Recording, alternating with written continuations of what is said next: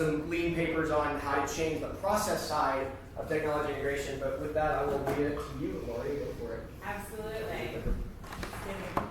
So, full disclosure, whenever I look at virtuality, I sort of get nauseous. So I run out. It's not for everybody. That's the lead up to me coming up and talking to all of you. Don't pass out. It's not going to be passing out. Deep breaths, we'll move on. All right. So today we're going to talk about formal versus informal communication. I have one background slide which basically amounts to Autodesk has been participating in sort of open standards forever here because this is important and it helps different stakeholders communicate. Moving on from that, I want to talk about formal versus informal communication, and I will admit I completely punted on this presentation. I was sitting there thinking about it, calling Nathan, talking to him about it, and I was looking at the attendees list, and I realized I have a lot of things to say and a lot of questions to ask around formal, informal communication. I don't have all the answers. So what I want to do here is pose those questions. I have a couple of slides in here where we actually pause and do conversation, and start this conversation going, because I think it's really important as we evolve in construction.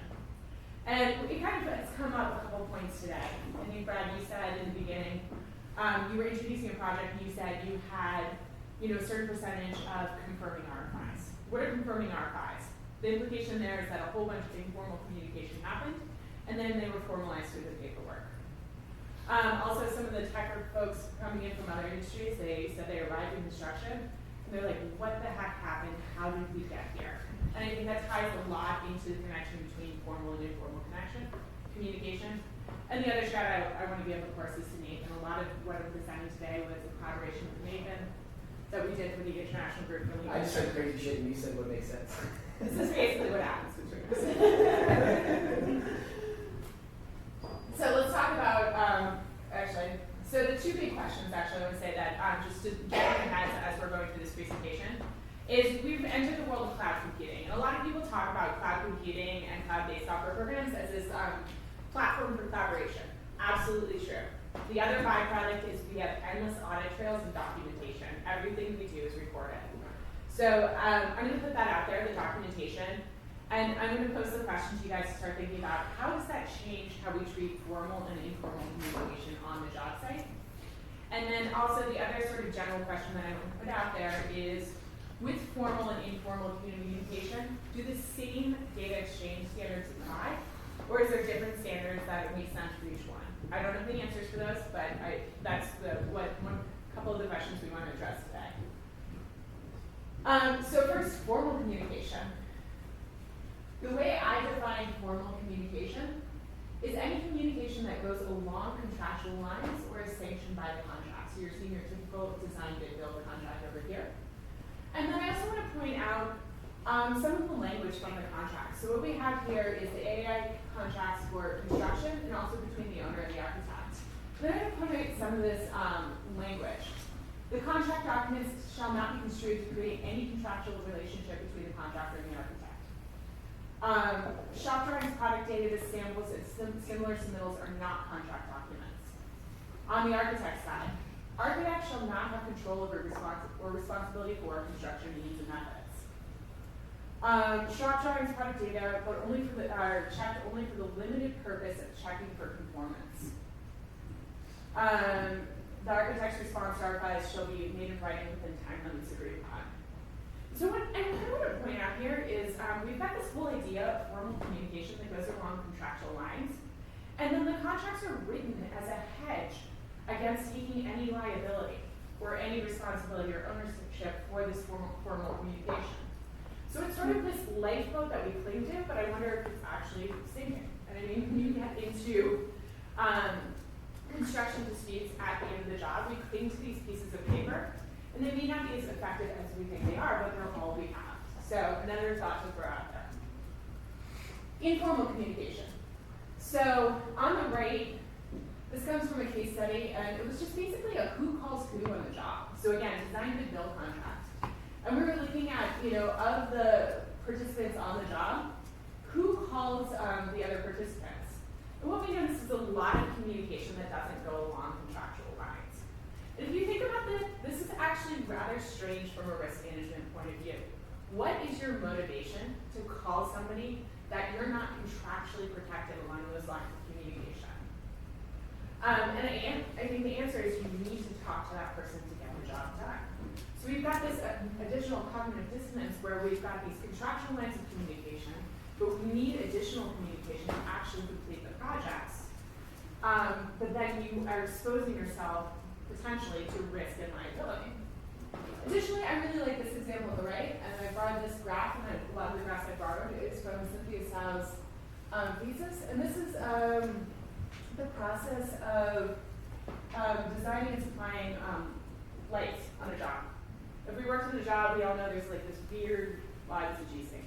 So to me it was weird. Weird relationship between the lighting supplier, where they're talking to the architect, they're also talking to the electrical contractor, and basically everything in between. So we've got all these strange paths where people are plugging into multiple places in the supply chain, but don't really have a defined or formal path. So the questions I have for you is, the first one's a softball. Does informal communication improve project outcomes? Where does formal communication fail? And what is the motivation for informal communication outside of the project lines? So basically your questions and your thoughts about what is the use of the informal communication in the job? So anybody have any thoughts or any examples of informal communication, why it's necessary? Well, I mean, my question, because the first one is a softball, I would ask, is the digital capture and the digital tracking of informal communication important? And if so, why?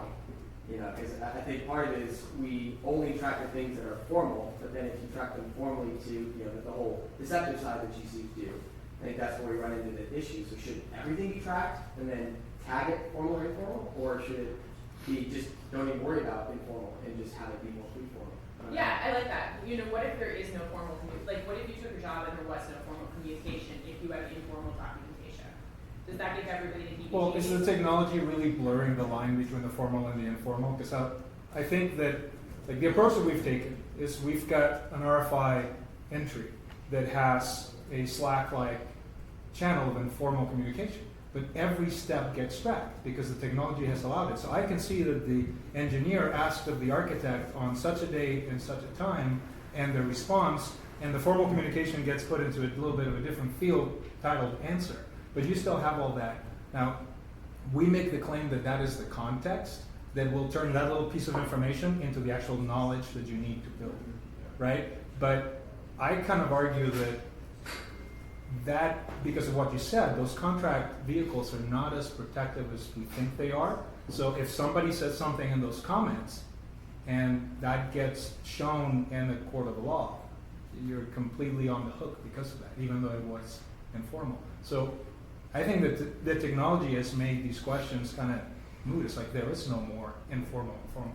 Well, I mean, punch list in QAQC is a great example of a punch list item that becomes an RFI. A QAQC that becomes an RFI, started from informal, but had to become formal. What does that elevation process look like?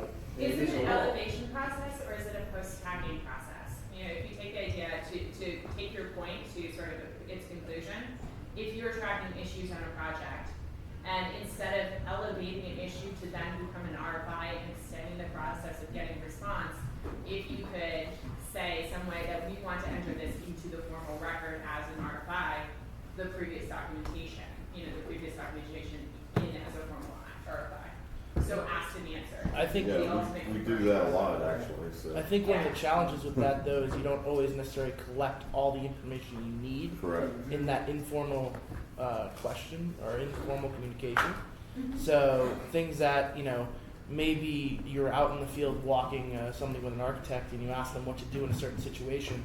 In order to formally document that, we need to tell it a location, tell it a plan that it refers to, you know, people that it's going to affect that are important bits of information that may not have been incorporated in that informal communication. So I think there is a natural progression of some of those things as well. And isn't there also a value to the formalized communication being a metric you then measure? Because you do that. Right. You look at response times and close rates of those to say, this is now a new data metric that we're tracking to tell us, is this team working together? Are they communicating effectively? Or do we have complete discord? And now it becomes from the natural process that can then be used as a way to measure effectiveness. Well, and Sasha, to add to that one too, that informal is the same thing. That's the context. I like that word to say, what's the why behind, how we measured that? Is it was it a quick answer? Were you able to get it quick? Did it change? Who changed it? I mean, again, that context is as important as anything else. Another measurable piece, not just the time, but the how and the why. And to answer, it's an interesting point about measuring. If we have the same data standards for measuring informal and informal communication, we should be able to measure them in the same way. And I was thinking structured versus unstructured also, because Chris, you're saying it's all these different data fields, and we could have informal communication that may only capture certain data fields, but at the point where that elevates to now a formal issue, you've got to have all those data fields filled out before it becomes that. Because I think if it's too strict at the beginning, you won't get any information in. But if it's too loose, then you won't ever get the right information for the formal communication. Oh, I agree with that. 100%. Yeah. Oh no, that was just, you made me think of that. What we see in our subcontractors is that the foreman superintendents are the eyes and ears in the field. And so we're like, hey, take notes, take some observations, but then that RFI needs to be reviewed. And so this sort of information overflow, look at like Twitter, right? If ever we get in to communicate, is this guy's voice really important or not? I mean, it's nice, but then that sort of... Well, that what's in it for me for the superintendent? That's a quick issue, and it's usually a picture and a text message, not any sort of informal thing. So how do you make the informal collection easier than a text message? But then that's where then typically we see the project management layer or project coordination layer is going in and saying, ooh, this really is a bigger issue. I need to now, as the electrical sub, notify my general contractor or working directly with the prime. Or He understands the bigger reason why. Yeah, so how do I collect this data from the field, lower level? And I'm talking field generated RFIs. I'm in here today, and how the hell am I supposed to put this fire sprinkler in? And there's nothing there. When you cut it back, what do I do?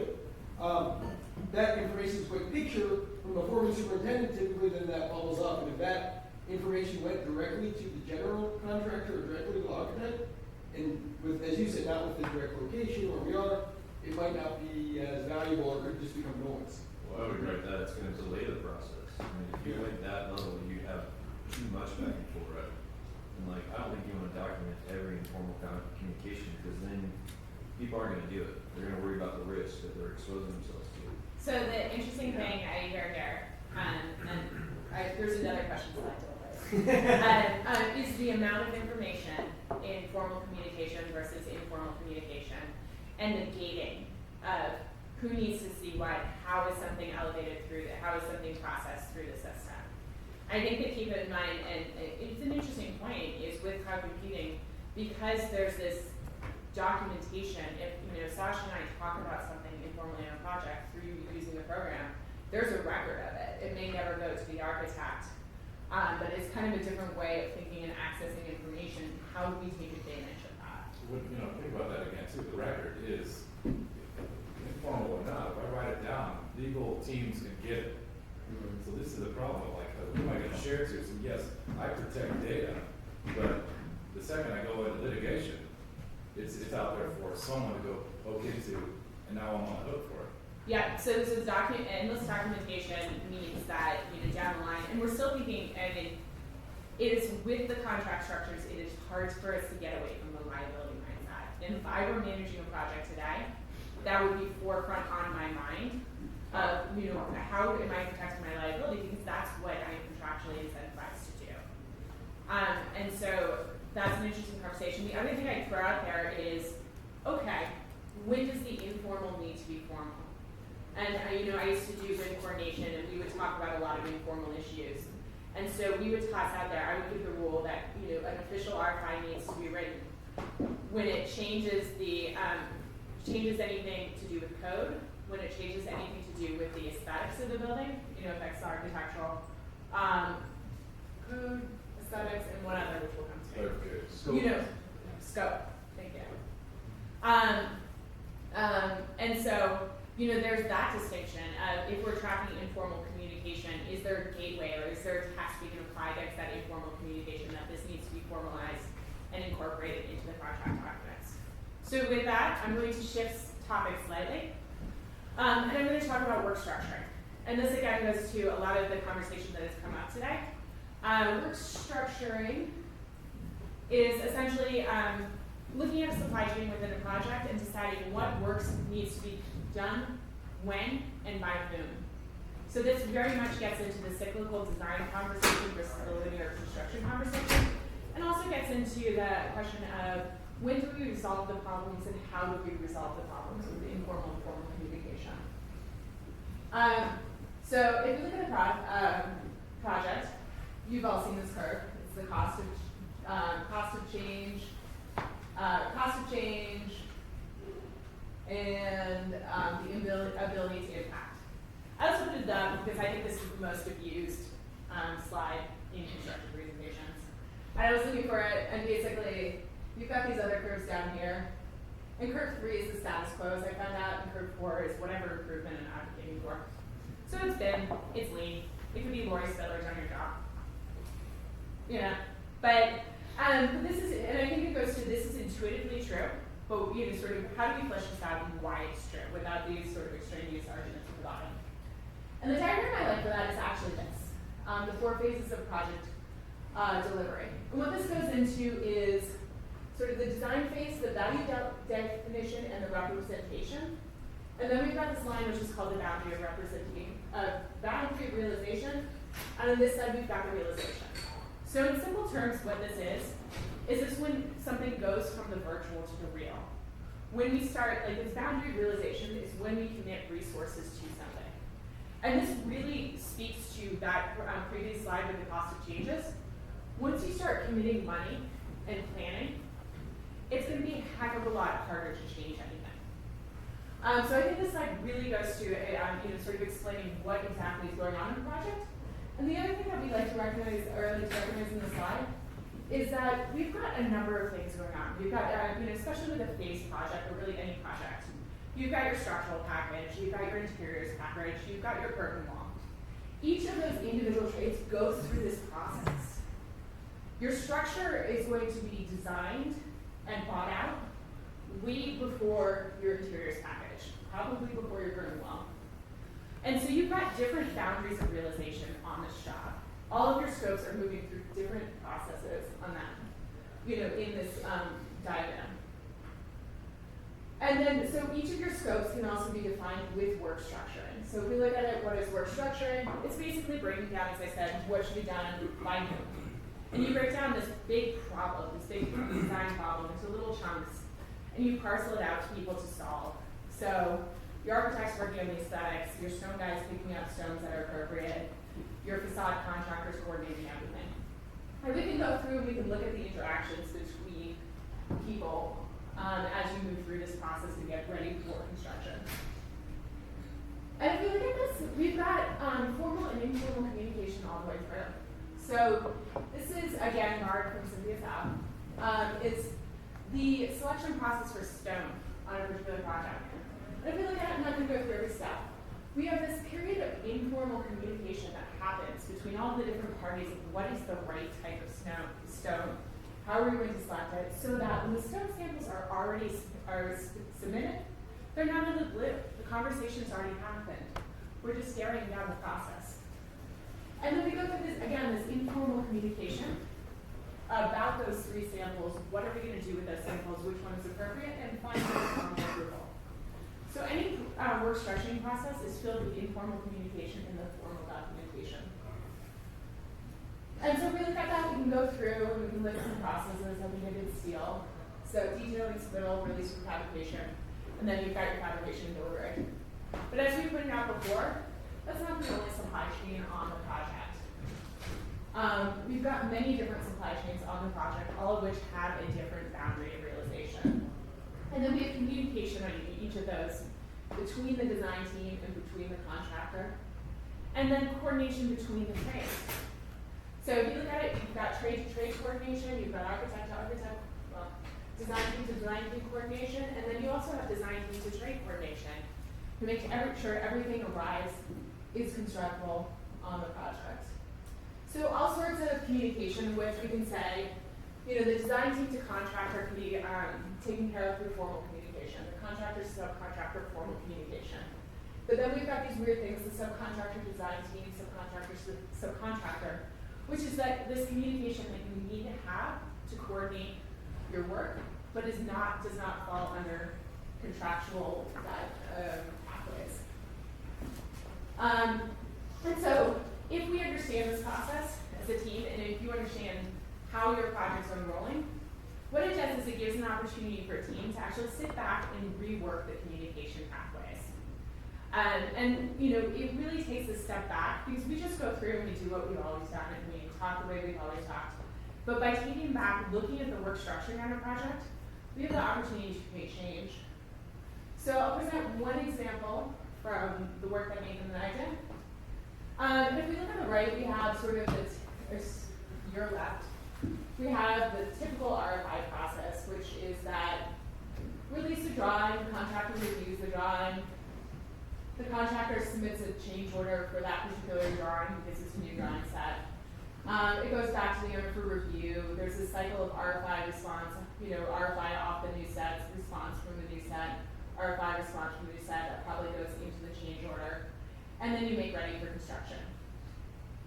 So you go through, there's more RFIs, there's more change orders based on the RFIs. And basically what will happen is that eventually you can dump out that change order work and make ready for construction. So what we're looking at is we're looking at a big change here with the initial, with the drawing release. And then we're looking at incremental changes here and make ready for construction. So it's a batch process, it's uneven. There's a review cycle that goes across 3 parties. And then at the end of it, the architect has to incorporate all the RFIs. They probably have more drawing releases and they have to release another batch of drawings. So I think we all know, we've experienced, it's inefficient. You have to do a lot of work to make sure your builders are building off the right RFIs. So we looked at one project that said, we want to change this. How do you want to change this? And they actually went in, and this is with the owner's drive, and it always takes the owner if we're making process improvements, and says, we're not going to do that. We're not going to do RFIs in this project. What we're going to do is we're going to have a regular drawing release. We're going to have a regular drawing release every 2 weeks. So we're not going to have this large change once a month followed by small, tiny changes. We're going to have a nice medium-sized change every 2 weeks because that's what we want as an owner, and that's what we feel like is appropriate. So they release the drawing sets. The drawing goes through review. And then what happens is there are clarifications on the drawings, as there will be always, and there will be a notice to proceed and make ready for construction off of this drawing set. The clarifications will go back to the design team within a certain, certain number of days, and they head it down to the day. It was like a weekly cycle to get back. The new requirements will come from the owner. The architect will take those clarifications and new requirements and dump that into the next review set 2 weeks later. And the same process happens. So what have they done there? They've smoothed out their work. There's a regular, predictable change every 2 weeks. They've geared their team to work with it. There is a no RFI management on this particular job. You're only looking at full sheet drawings. So there's no management of our... And that's markup data on a sheet that we want to extract after each cycle and do analytics and do time over time. And now there's some weirdness about this owner. They wanted to make late changes, and that was a value of theirs. So this was a process that worked for their team. They said, we as the owner, we want to make changes to the finishes. We understand that there may be some ramifications. This was the most efficient process for their team, and they got to it by looking at their overall process, changing that process to meet their needs. Sorry. Can I ask a question on that? How did that affect schedule and subcontractor waiting for the next issue of drawings before he can proceed with the work? Is there delays there? So they had a very rigorous schedule where I believe, probably this was the year ago, I started getting it wrong. It was like drawings released on Monday, review happened on Tuesday. So resend money to the GC, all the steps. Review happened on Tuesday. Conference and notice to proceed. So there was a discussion between the 3 parties. Conference and notice to proceed happened on Wednesday. Okay. So it was a two-day window. Then something like architect incorporated changes. So you had an informal, you had a notice received within 2 days. Yeah. To change. Yeah, and that was part of the process that they set out. Who drove this initiative? Was it the owner? The owner. Okay. So that's obviously where it'll be interesting to see as almost want to copycat one another's performance, So- what the ROIs are, so they'll take a little bit more by commission. We certainly have an imbalance in construction in the sense that the owners have an incredible ability, untapped ability to drive change, and the contractors have the most desire for the change. Yeah. Sorry, I didn't mean to cut you off. No, I'm done. So that was all during the construction phase, that was happening with the bi-weekly? This was happening during the construction phase. Was this job mostly digital drawings? I imagine if everyone had to print a new set every 2 weeks, that would get pretty costly. Was it digital? It was digital. I want to say, yeah, they were pretty much everything was, We're gonna yeah, go and say it was digital. cloud storage.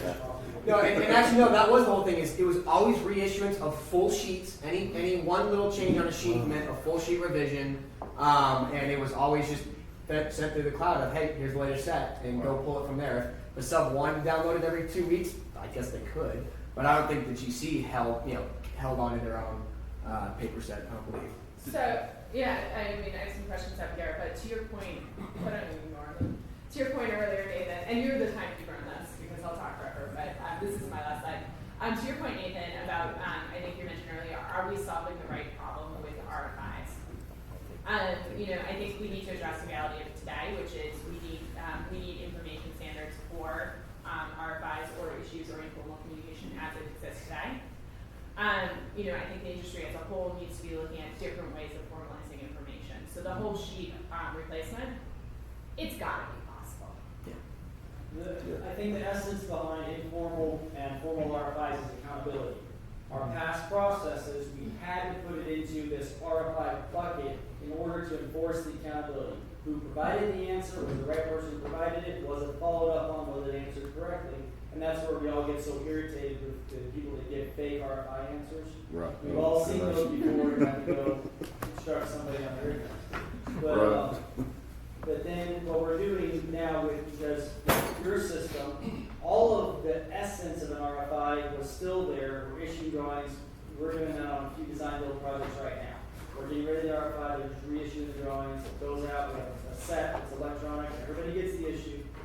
So that RFI is now moved, but it still has full accountability because we know who issued the answer. It was the right person who issued the answer, and it is getting out to the right people. And so if we can expand that accountability into systems outside of what we call an RFI, then everything's an RFI because it's still accountable and we can do it via notes or comments as long as the accountability remains. One thing the report talks about is the importance of this RFI coordinator role that can classify what category does this. Is this just a BS, throw it out, RFI, and who is that unbiased accountability between the asker and the responder? Whether that's the owner responding or the designer responding, whoever. I think we expect the GC to be the unbiased middleman, but obviously, as we've seen, that's not the case. That's not their incentive to be the unbiased middleman. They have a bias. So, what is the right way to have that middleman coordinator that can classify what's formal, what's informal? When does it really need to be responded by? And does it really need to be a middleman? Or does it? Or is it a system? And the last thing we want to do is insert more steps into the process. If we go back to the, what is a change or what needs to be formalized, the cost, the aesthetic, the code, and if that's what needs to be formalized, to your point, RFI is not the only way to do that. And so we have, a couple of interesting things. The idea of elevating something to an RFI and whether that needs to be another step in the process, or whether that needs to be supplemental information added to an issue to close it, essentially close it. That can solve a huge double entry thing because, again, so many of those times it's one thing and then you're repeating 7 out of the 9 information. When instead, why can't you just add the 2 missing information to then elevate it to that formal status? But I think that what you've shown there is kind of what we talked about earlier. You really use the technology to break down the formal versus informal. I mean, the owner decided not to call it an RFI, but it's in that review box that you had in there that's essentially the same sort of data being captured. So anything we do here today still applies. We're still answering those same questions.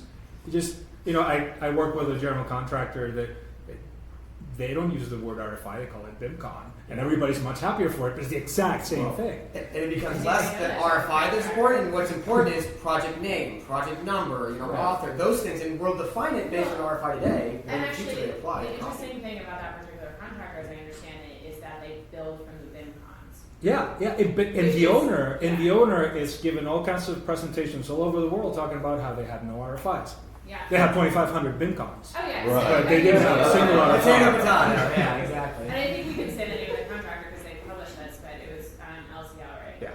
Yeah, so LCL in Seattle, the interesting thing about their process and like do a gut check on this is, if you're doing BIM coordination, you document the issues and then you hand that revised model and plans to the field. So not the contract documents. You're handing the set that you coordinated as a GC to your guys in the field, and you're saying, do not build off the contract documents, build off this. Yeah, that's what's different than your models. That's a great face. But that becomes about It's the risk. model. And again, that's all for us, it's all about risk. We don't want any. But what's the bigger risk? It's all risk anyway, right? So, Right. I think We won't do there's that because it's not on me to tell the engineers how to do it. I'm gonna guide them in that way. That sounds good, but in today's state, it is all about putting that back on whoever's responsibility it is. Yeah, and that was owner driven. So that Yeah. everybody had the comfort because the owner said, "Hey, this is what we're doing." Well, and it was a decision by that company. I mean, like I grew up in Turner, as I said. Like I heard that story. They were actually participating in part of this research. I heard that story and I had the same face. Like, oh God, that's like, oh God. Contractual suicide. Like, why would you ever do that? Right? Yeah. But it's like I think there's something in this.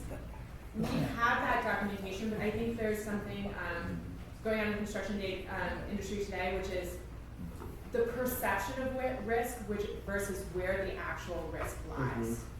And I'll give you a classic example of it. I know you. So at Turner, just to use an example from the past, maybe everything's changed since I left. At Turner, we would push layout down on the subs because we didn't want to take the contractual risk for layout. So we said drywall sub, it's your responsibility to lay out the walls. Concrete sub, it's your responsibility to lay out the concrete foundations. Right. So that's fine, and that's great. But frankly, the drywall guy, the concrete guy, when push comes to shove, they kind of don't give a shit where the walls are. And like they want to do a good job. But if there's a dimension string, if they're starting somewhere and there's a certain wall layout where you start here, give dimensions over here, and some 23-year-old who's just putting up steps for the first time, the wall may shift. And who bears the brunt of that? I, as the GC, can make that person tear down that wall and build it back up again, and I can make him pay for it, but I never recover the secondary costs, I never recover the tertiary costs. So who has the motivation to get everything in the right place? I, as a GC, have the motivation to get things in the right place because I want to maintain my schedule. I want to ensure my MEP goes in the right place in wall. So wouldn't it make more sense, and that's, again, the perception of risk where the actual risk is, wouldn't it make more sense for me as a GC to take on that layout, even though I'm taking on more risk because I might tell that drywall guy to put the wall in the wrong place and then I have to pay for him to replace it? But I care more in the end that wall is in the right place. As a GC, how are you compensated? Are you compensated as the total contract value? So could you be incentivized to shift risk and have a longer project? I mean, no, that's starting to go away. Because it's margins and the GCs to do that project. Well, that comes under a budget of our own general conditions to do that project. So that's something that's hard to build. Yeah. But in terms of our quality processes, and we fuck something up once, they'll pay for it. So we will just do those things.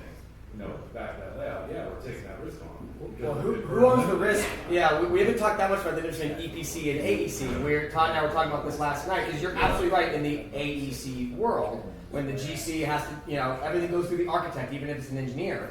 But I think explain a little bit of how this workflow might work in more of a top-down, EPC driven. Well, the EPC they actually do more. Most cases doing more coordination, but the contractual.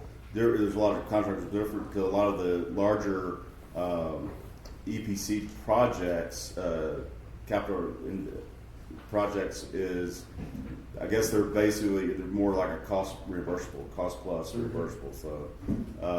So, but there's more upfront planning as well. So, and there's more meetings with the engineers, but it's really the engineers. There's no architects. Cost plus everything's formal, right? It's all about what you can prove. So Right. it's a totally different motivation for you. But there's still issues, there's still RFI workflows. You may call it something different. No, it's called but RFI yeah, workflows. it is an RFI. But like that workflow, if we were to do a work structuring of your RFI workflow, it's going to look very different than like a Turner, high-rise RFI workflow. And And knowing the differences is important. EPC is equivalent to either cost plus or design build. And so Yes. it's a completely different risk structure. Yes, exactly. Within all of design and construction, the risk is where the money is. The person who bears the risk is the one who can make the money. So the more somebody pushes risk away, the less profitability is available and open to them. And so when we're talking about risk and liability, risk is the ability to make money. Liability is managing it well and not having the oops. Because a lot of this whole conversation comes back to 1981 in July when 45 people died in Kansas City because a walkway fell in. That's where all of this liability risk issue we're talking about today, it all comes back to the screwing up. So when it comes to RFIs, layouts, all of these formal versus informal, it's if we can either be defensive in our risk and liability mitigation, which is pushing the RFIs and pushing everything, or we become offensive in it and getting the right answers to the right people. And maybe I lay out walls, but concrete lays out foundations because they have the right person to lay it out. Because really, the liability comes when it's screwed up, and when it's screwed up, everybody feels the pain. I think another great way to think about informal formal is you were talking about being more predictive or getting ahead of them. How can we get this information ahead of time as opposed to being reactive? We'll think of formal RFIs as being more reactive, things after the fact, the more let's measure to blame and who's at fault versus, hey, we're actually trying to measure to learn. That's one reason we have data and open integration and everything we're trying to do. But if we're worried about the formal tracking within this great open data, we have to make it comfortable in this playground and say, whatever data you get tracked, it's fine. We're not going to penalize you for it until it reaches this formal level, right? Well, we have It's a fine line, yeah. There always has to be accountability. Whatever the answer is, if it doesn't get answered, whether it's the wrong person that answers it, or, if it's the architect that says, oh yeah, that column, it doesn't have to be a 4x4, it can be a 2x2 column. We need that formally. Right? For sure. The wrong person answers it, and I've seen architects inadvertently change structure because of lack of communication. That goes poorly. I've definitely had superintendents change structure due to their arrogance and thinking they know what they're doing. And I'll pass it back to you, Lauren, but one thing we talked about was, normally you have to go GC, architect, engineer, architect, GC. In today's digital world, why can't you just go engineer, architect has to check it, and back? It still has to go through the architect, but doesn't have to go through twice. Can you be aware of it, let them go, and then you are the filter on the way back in? I'd say option C. You gave an A and a B. I think the more you can talk to an architect, I'm sure you've all tried many times, okay? I also find it's probably not very successful. To explain that, you're all now becoming more sophisticated in workflow than the architect in many ways. You've always been superior in other aspects, but this particular domain is something where the writing's on the wall, hey, we identify 1,000 cuts.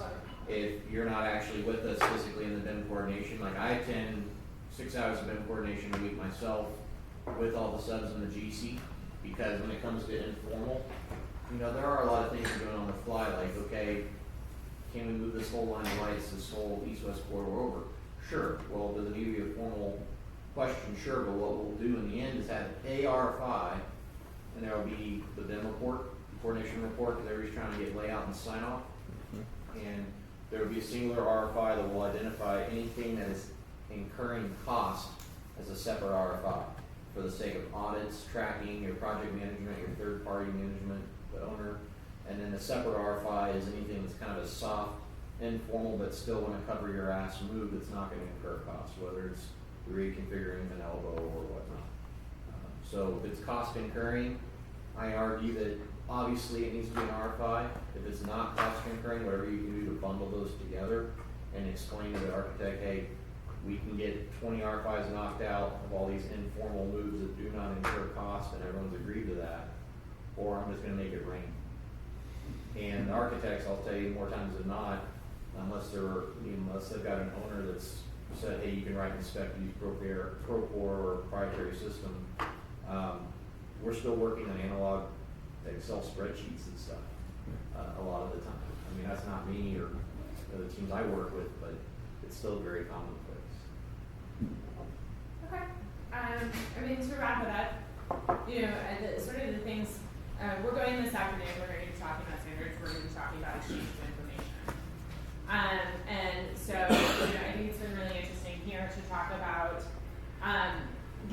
to level set on why we're exchanging this information. How we communicate on jobs. I think we've established, where we've talked about how informal communication is essentially the grease in the wheels. It moves jobs forward, and then there's this aspect of, at a certain point, we need to make a formal marker in the ground, or you know, a formal RFI, as it were. So as we go into this afternoon with the data exchange, I think it's really interesting to start thinking about why we're communicating this way.